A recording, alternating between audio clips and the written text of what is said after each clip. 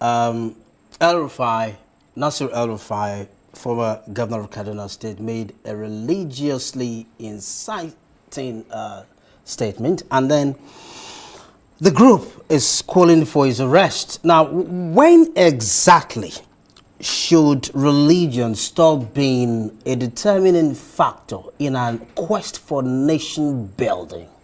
At what point should we draw the line? Well, thank you very much for this very important question. Now, some of us who know El-Rufai very well is someone we know to be someone who really put on some posturing that are not really a true reality of events.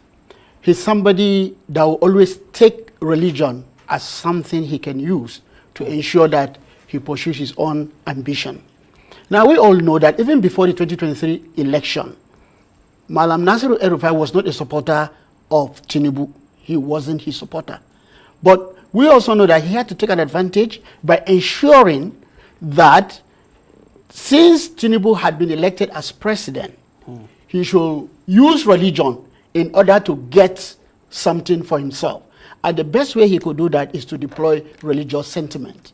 We've always maintained this, that in the North, religion has always been deployed to ensure that politicians turn the hearts of the people so that they can be given an appointment. What we saw in El-Rufai was the real El-Rufai. Because when he served under the Obasanjo administration, from 2003 to 2007, we never saw him resorting to religious sentiment. But after that, when he came in to be governor, we all thought he would be different. But unfortunately, we saw what we saw. The people of Kaduna have always seen him as a bigot. But he has always accused people of being bigot while he displays his own on the chest.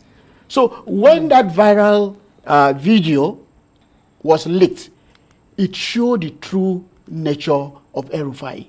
Now, when we allowed political leaders to use religion in order to deceive the people, that is the problem we have.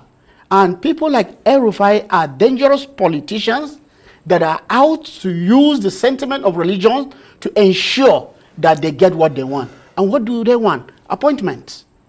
We all knew that all he wanted was to be maybe chief of staff to the president or the secretary to the government of the federation.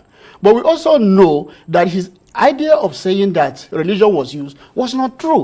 If you say religion was used, what happened to Benue State?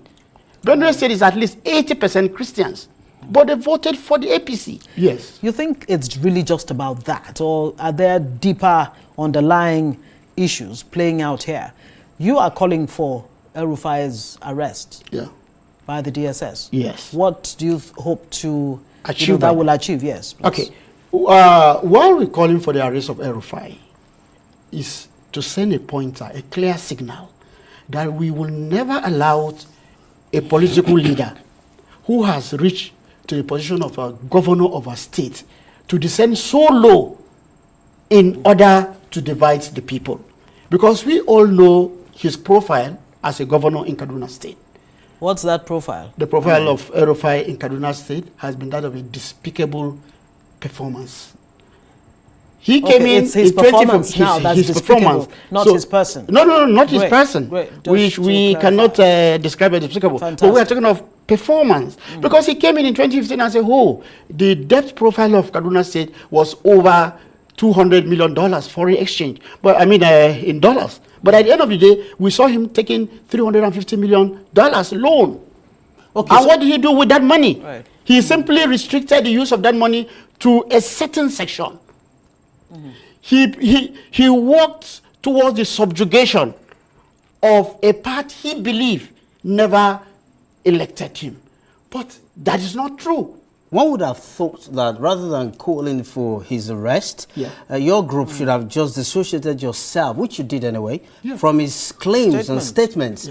But then, could there have been some other underlying factors for you to call for his arrest? So, is this a way of getting back at him for his, as you claim, lackluster performance? Lackluster performance?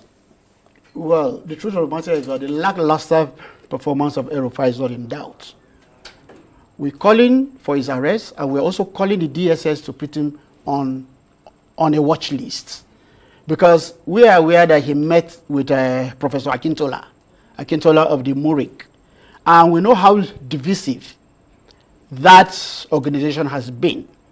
But I also want to tell you that the Vice President, Kashim Shettima, doused the tension by appointing a Northern Christian to be his ADC, and also appointing an Easterner to a Christian from the Southeast. There to tell him that, hey, this man who is on his own. He's telling you it's Muslim ticket, but as far as we are concerned, we are not interested in any Muslim ticket. We are here to get competent people to do our job. So he really did very well.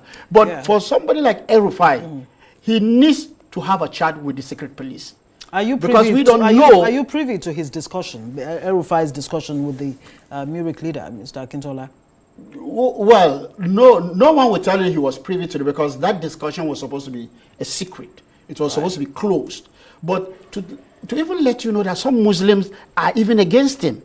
Because as far as the North is concerned, you only have problem of identity when you try to use those identities for personal political motive. El-Rufai is not someone to be trusted. His performance records has clearly shown that the people of Kaduna State don't trust him. Okay, and so if there's anything he needs to do, really, yes. What's wrong with him? Very strong words you're using. I mean, when you say on national television that a former governor and a man who really has been in government for since 1999, if my memory serves me right, cannot be trusted. That's quite well. You are aware that the Senate of the Federal Republic of Nigeria said El-Rufai should not be allowed to hold public office. That was around sometime 2006 to 2007. Somehow, he wobbled his way through and was elected as governor. I stand here to tell you that there is so much disputation over his election as governor in 2019.